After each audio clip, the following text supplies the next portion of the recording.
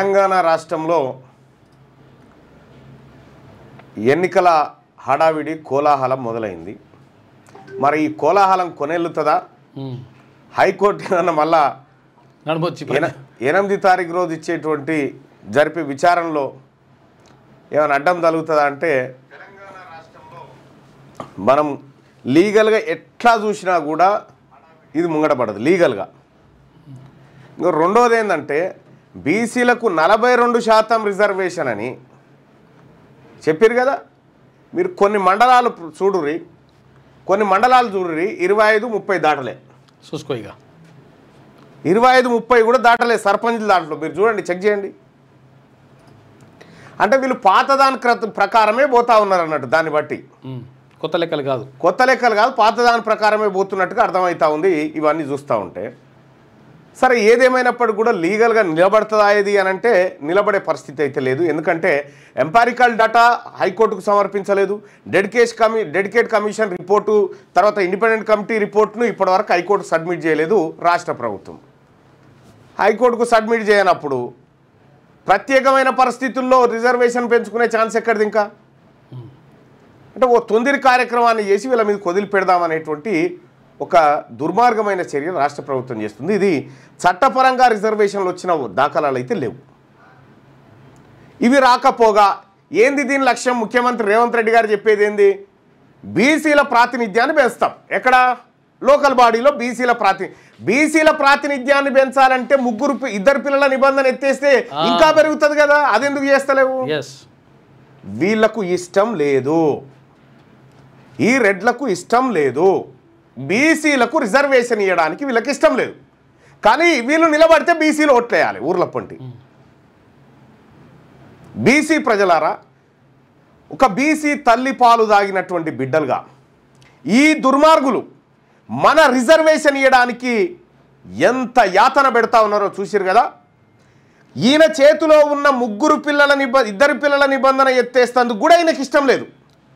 ఇద్దరు పిల్లల నిబంధన ఎత్తేస్తే చాలామంది బీసీలు ఎన్నికల్లో పార్టిసిపేట్ చేయొచ్చు. అంటే వాళ్ళని ఎన్నికలకు దూరం చేయాలనేటువంటి కుట్రతోటే రేవంత్ రెడ్డి ఇలా ఇద్దరు పిల్లల నిబంధన కొనసాగిస్తూ ఉన్నాడు. ఎందుకు తెచ్చిరు? అది ఇద్దరు పిల్లల నిబంధన ఎందుకు తెచ్చిరు?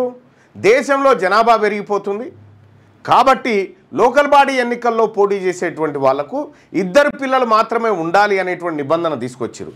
ఆల్రెడీ దక్షిణ భారతదేశంలో జనాభా తగ్గిపోతుందని చెప్పి ఇదే రేవంత్ రెడ్డి గారు పోయి తమిళనాడు కడలు వదిలిపెట్టి వస్తాడు.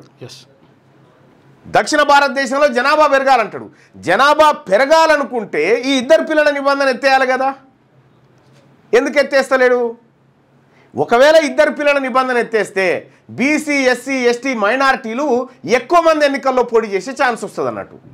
ఆ ఛాన్స్ రాకుండా వాళ్ళ నోట్లో మట్టి కొట్టడానికి ఇద్దరు పిల్లల నిబంధన అట్లే కొనసాగించి ఇక ఈయన నోటిఫికేషన్ అది ఆకాశరామన్ ఉత్తరం ఉంటుందో పీక్తుందో ఎవరికి తెలియదు. అది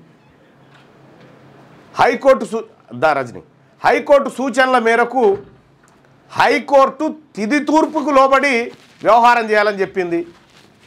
పేరుకు నోటిఫికేషన్ ఇచ్చినట్టు యాక్టింగ్ చేసినా మళ్ళీ అసలైన కథ 9 తారీఖు నుంచి ఉంటుందని ఎలక్షన్ కమిషన్ చెప్పింది. అంటే కంప్లీట్గా ఈ ఎన్నికలు హైకోర్టు తీర్పు పైన డిపెండ్ అయి ఉన్నాయి. ఈ డిపెండ్ అయినటువంటి ఎన్నికల్ని మేము నిర్వహిస్తామని వీళ్ళు ముందుకు పోలేరు. ఆ 8 తారీఖు కథ తేలేదాకా పుట్టుక్కున 8 తారీఖు నాడు నిజంగా జడ్జిలు కాఠిన్యంగా మేము చట్టాలను న్యాయాలనే చూస్తాము ఇంకా ఏమీ చూడమనుకుంటే ఇది వట్టిగానే తినిగిపోతుంది, ఉండను కూడా ఉండదు. ప్రత్యేకమైనటువంటి పరిస్థితుల్లో మాత్రమే ఇది నిలబడుతుంది. ప్రత్యేకమైన పరిస్థితులను ఎట్లా అంగీకరిస్తాయి కోర్టులు?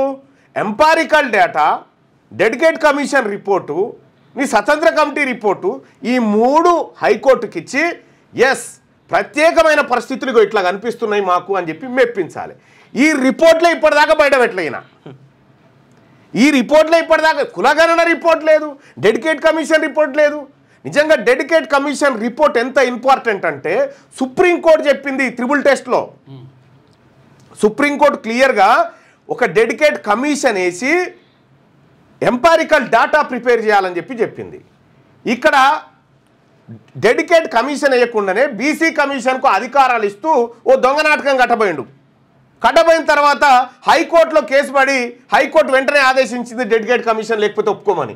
డెడికేట్ కమిషన్ మళ్ళీ వెంటనే జీవో ఇష్యూ చేసి భూసాని వెంకటేశ్వరరావు ఆయన ఆధ్వర్యంలో dedicate commission single man dedicate commission వేస్తే అంత ఇంపార్టెంట్ అయినటువంటి డెడికేట్ కమిషన్ రిపోర్టు ఆయన తయారు చేసుకొని పోయింది ఎవరి దగ్గరికి, రేవంత్ రెడ్డి గారి దగ్గరికి పోయి, అయ్యా రిపోర్ట్ తయారైపోయింది, బీసీలకు 42% రిజర్వేషన్ లేదంటే మీరు అనుకుంటున్నటువంటి రిజర్వేషన్ ఏదైతే తీయాలనుకుంటున్నామో ఈ డేటా పనికొస్తుంది, ఇగో నేను తయారు చేసిన డేటా ఇది ఎంపారికల్ డేటా, మీరు దీన్ని స్వీకరించాలంటే ఆ టేబుల్ మీద పెట్టుకోవా అని రిపోర్ట్ ఎవరికి కావాలని చెప్పాడు.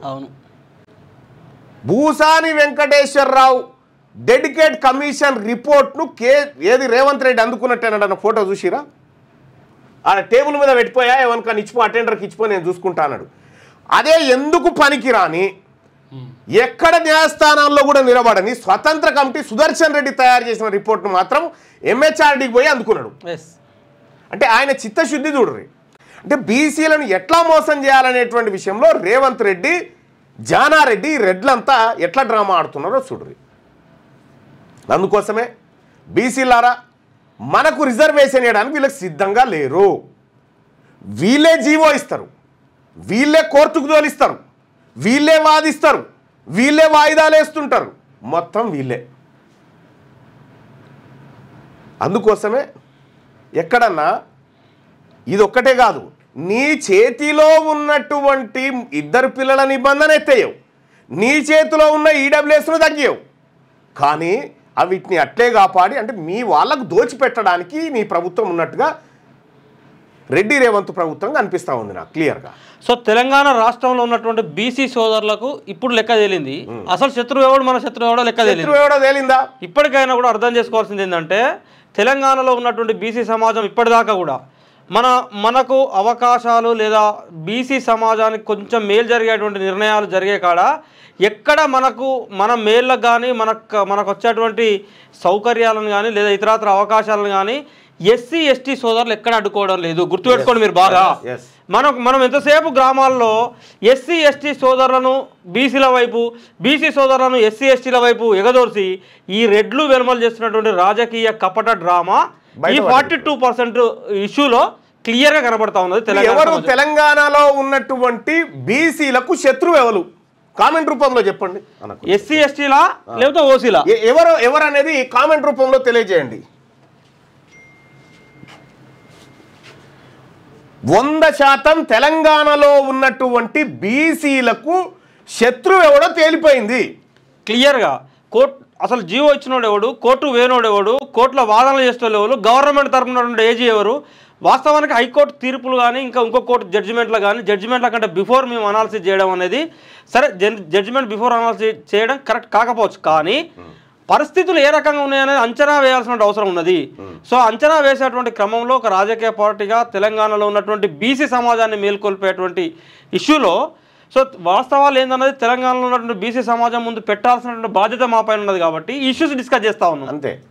అయితే ఇప్పటి వరకు బీసీలకు ఈ 78 సంవత్సరాల నుంచి శత్రువు ఎవడో తెలియకుండా కాపాడి రేస్. ఎగ్జాక్ట్లీ.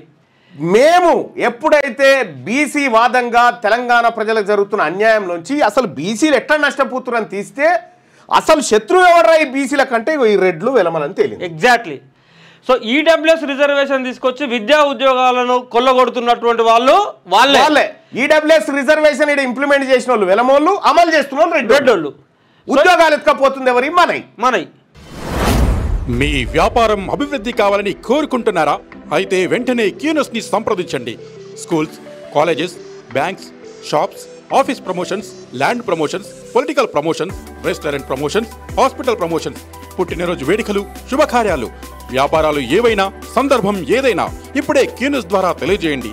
మీ వ్యాపారాన్ని అభివృద్ధి చేసుకోండి.